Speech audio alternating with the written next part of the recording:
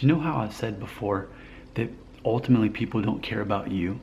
Instead, what people care about is what you can do for them, services that you can provide for them, ways you can serve them. That's what actually gives you value. So it's not you that they care about, it's how you're serving other people and how you're providing for people. That makes you more valuable to them. It sounds coarse, it sounds not nice, but it's definitely true. I've learned to. I want to address 2 comments in this video. The first one is from The Game Lover. The Game Lover commented on one of my most popular yet older videos called Sequel, How to Know If Your Hairline is Receding. And he said this, quote, "This channel is the best I have seen till now. I mailed him and he replied me so fast. Trust me, he'll give you honest answers. He replies fast too. Thank you for the answer you've given me." So, you know, I'm providing a service by if someone wants me to look at their hairline and they email a picture, I do it. And it's always the same thing. I mean, it's usually, okay, yeah, it looks like you're becoming Norwood 1, but you know, you're 17, so I was kind of that way too, and I've still got this much hair at 36. It's pretty much the same answer I give there. But speaking of questions coming, I had a new one and from someone named Nova, and you're like, oh, that's me, I'm Nova. But the video, one of the videos at the mall that I made called Young and Balding, Are You the Master or the Slave? Of course, Master of Puppets, Metallica, right? I know so little of my 1,900 subscribers care about Metallica, but if only you did, I'd talk about Metallica more and give more reference, but you don't care about Metallica, and I'm accepting that. But Nova said this, quote, "Hey Nick, I have a question that I hope will end up on the lovely comment tree soon. So already I apologize for disappointing you that I'm in my living room instead of on a tree, but I wanted this to get to you sooner than later." So he says, "I'm wondering if you think hair loss is related to whomever's hair the individual inherits from their family. For example, me, I have a maternal grandma hairline, my maternal grandma's hairline and hair texture, and she was known for not even going gray when she died at age 60. She had a high forehead with a natural widow's peak with thick wavy hair like mine. Do you think the fact that I have the same hair as her meant I also won't go bald or gray at all? Thanks." End quote. That's a great and intelligent question, because I want to differentiate this question from something that's, I call it a myth. It's so not real to me. So many people think, what do they say? They say, oh, well, you know, if you're a guy, you can tell if you're going to lose your hair based on your maternal grandfather. In other words, your mother's father. That's how you can tell if you're going to lose your hair. And I totally don't believe that. It can be true some of the time, but it could just as be true the other way around as well, the other grandfather. Of course, my grandfather, he was, I think, 78 when he passed away about a decade ago. And he had, you know, well, I took the DNA test. He was supposed to be Italian, but now the test showed he was actually Spanish. But either way, he had this thick hair, and it probably most of his adult life was like a Norwood 3 is what it looked like. But he did go gray in his adulthood, but he didn't go bald.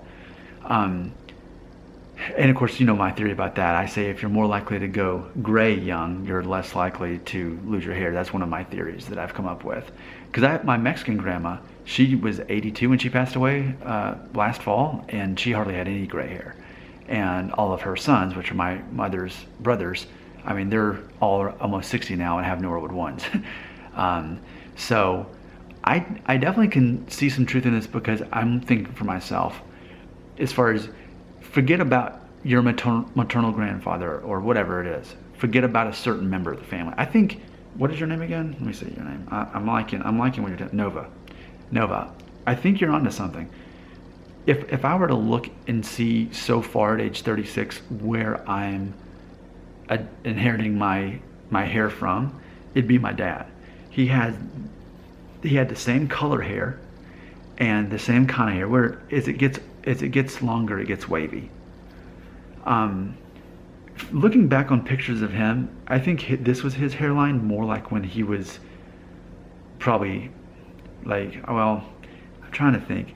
His was maybe like this when he was like 24, 25, whereas I'm 36. So if anything, I might have a few years advantage over him as far as that goes, but ultimately, and maybe the Latino in me like slowed down that by a little bit, but ultimately it's my dad that adopted that hair from. It's the same color hair, it's the same type of hair, and the hairline and everything. It really seems to be the same. So I think that's true. And I hadn't thought about that before, but good for you, Nova. What I would say is, yeah, do what Nova says. Take a look at your family members. Take a look at your mom, your dad.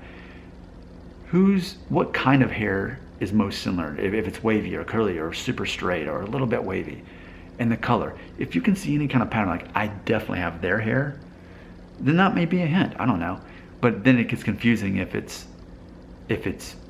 your mother's hair, because I don't have my mother's hair. She has really like thick wavy hair. So I know that I don't have her hair, but had I got that gene that she has, that her brothers have with the Norwood 1.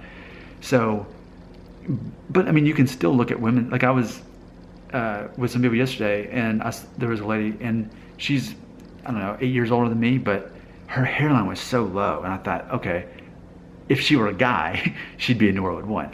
I know that's weird to say and to think, but that's what I was thinking. So I think we need to explore this.